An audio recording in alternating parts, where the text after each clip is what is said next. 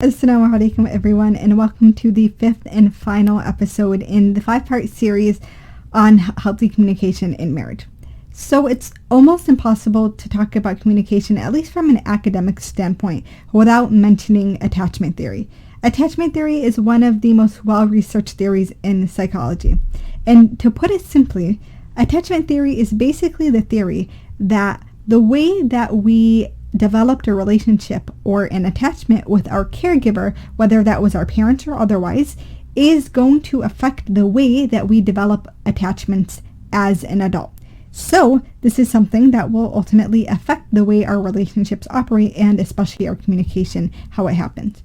Now, what we're finding in the Muslim community is a lot of Muslims are not recognizing that they have issues with attachment until they get married, because prior to then, most of them didn't have some type of intimate relationship where they were deeply connected with another person to see the issues related to their attachment coming up. So when it comes to attachment, there really are kind of two extremes of the measure. Obviously, there's points in between, and that is something you might find resonates with you a little more, but we're just going to talk about the extremes of right now. So the first extreme is the anxious attachment. So the anxious attachment is someone who would have grown up like this. They grew up in a household where their needs weren't attended to. And that might mean that when they cried, they weren't picked up, they weren't hugged, they were yelled at instead. Maybe when they asked for something, they were treated like a burden. They were just not treated in a way that a child or an infant or a toddler should have been treated growing up. And so because of that, they developed a very insecure relationship with their caregiver. Their caregiver was someone that they absolutely needed to depend on. Obviously, a 2-year-old can't feed themselves. A 2-year-old, isn't going to know how to navigate this world on their own. So they knew that this was someone who they needed to depend on, but the dependency caused so much anxiety. So this is a child who might find themselves constantly feeling like they need to prove their worth to their caregiver. These are the individuals that would get very anxious and very overridden with emotion if they saw that their caregiver was treating them in a bad way, but they would still go back to them. It is a very anxiety-based type of relationship. Now, these children, when growing up, will now have relationships that are very rocky. And they're the type of individuals that essentially will find or feel like they need a relationship to be fulfilled.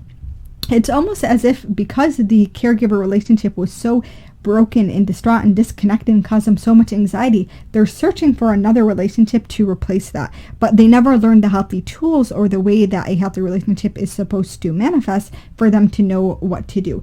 And so there's people who will become very dependent on their partners. They are people who, when a conflict breaks out, they get very, very anxious, overridden with emotion, very neurotic. It can be very difficult for them to manage their day-to-day after that. It makes them very anxious. They might be calling multiple times trying to figure something out.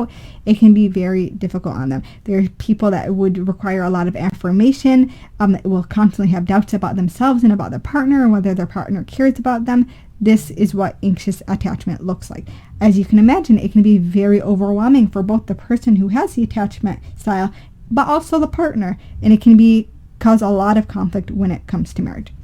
And on the opposite side of that, you have the avoidant or dismissive type of personality. This is a person who also didn't have their needs met by their caregiver, but their response to it instead was to kind of shut out, kind of fend for themselves in a way, or not feel as emotionally burdened, like to kind of numb themselves. And so in a relationship, what ends up happening is that when conflict arises, these are the type of people that feel like, I never needed a relationship. I don't need anyone. Right. And then when conflict happens, they get very stressed out and very frustrated. Feeling like it's an incredible inconvenience. On top of that, they might shut down or become completely numb during a conflict. And obviously that makes it very difficult to resolve any conflict. This can be extremely detrimental because the unfortunate thing is studies have shown that anxious types tend to lean or tend to find themselves more attracted to avoidant types.